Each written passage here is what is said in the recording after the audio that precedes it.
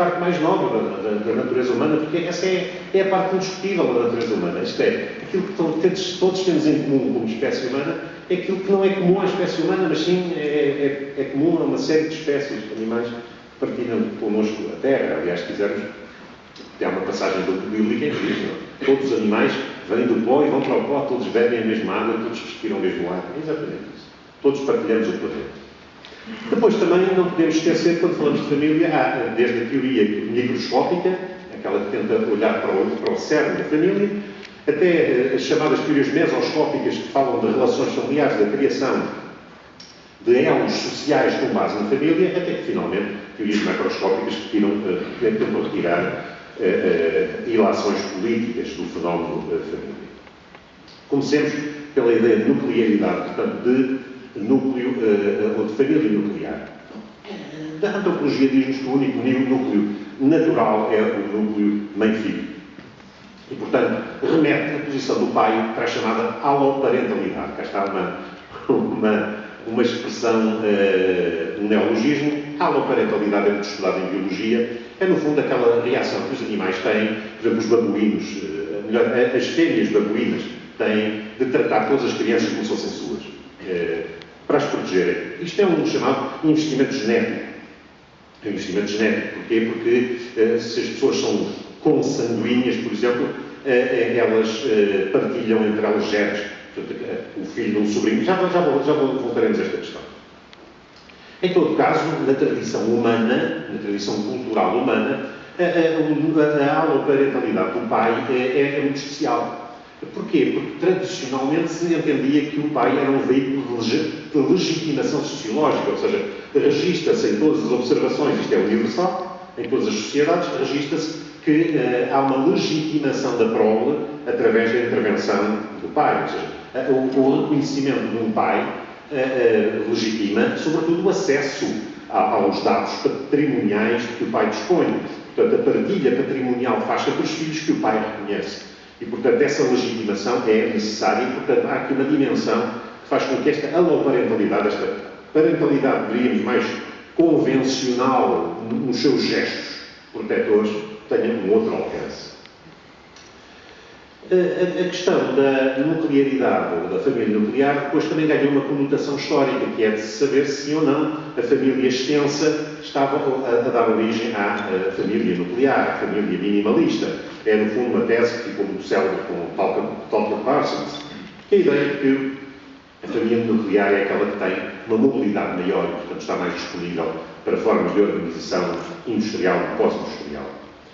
Também a dimensão familiar hoje é entendida na antropologia como uma espécie de uma hipótese cíclica, ou seja, a família mais extensa ou menos extensa tem muito a ver com a dimensão da economia comum que permite às pessoas sobreviverem em situações de maior escassez de recursos.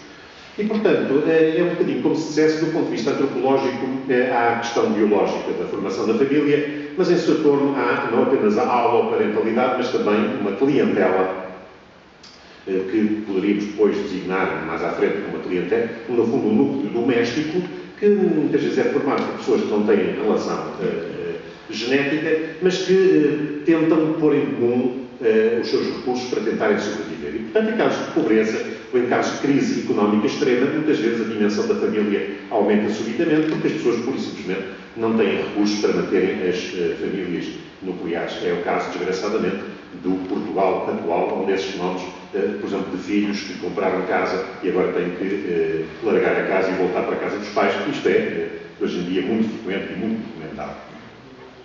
Depois, um outro problema, quanto à família nuclear, é a tal família chamada matrifocal, isto é, a família centrada na mãe, foi muitas vezes tida, sobretudo pelos sociólogos norte-americanos, como uma família disfuncional, porque eles falavam dos deadbeat dads, portanto, dos pais porque eram traficantes de droga ou porque estavam, enfim, por aí fora, abandonavam e tinham um ritual de abandono, tinham uma tradição de abandono, e isso fazia com que essas famílias fossem disfuncionais, porque depois as crianças ficavam sem a figura do pai, sem esse mimetismo próprio da formação. O problema é que hoje as próprias abordagens sociológicas dessa família minimalista tendem a aceitá-la não propriamente como geradora de disfuncionalidade, mas como uma resposta adaptativa a uma disfuncionalidade maior. Portanto, é como se dissesse assim, as mães abandonadas tentam criar esse núcleo familiar à falta de alternativa. E, portanto, esse núcleo familiar é muitas vezes até um chamariz de solidariedade aloparental que acaba por funcionar por minimizar os estragos que advêm do abandono das mulheres.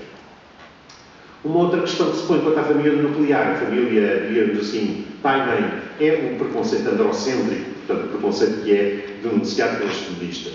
Será que essa visão de duas pessoas colaborando entre elas não induz a ideia de que há uma especialização de funções, a do homem como produtor e da mulher como reprodutora, sendo que isso favorece o homem produtor no sentido que priva a mulher de uma legitimação para alcançar todos os resultados da atividade produtiva, portanto, para tornar invisível muita da sua atividade produtiva, é um desafio que hoje as feministas colocam a esta definição da família nuclear.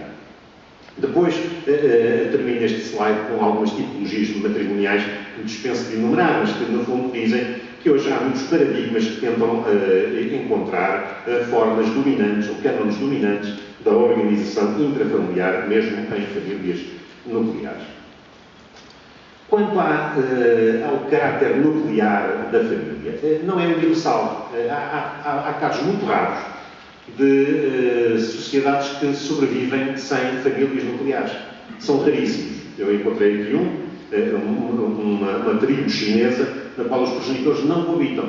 E o progenitor masculino limita-se a pernoitar em casa de uma mulher, fecunda e não tem qualquer responsabilidade sobre a sua prole. Portanto, há aqui formas de reprodução humana nas quais está institucionalizada, mas elas são tão escassas, são tão raras, que a não universalidade é, no fundo, como se dissessemos, a exceção confirma que a regra é, de facto, a da família.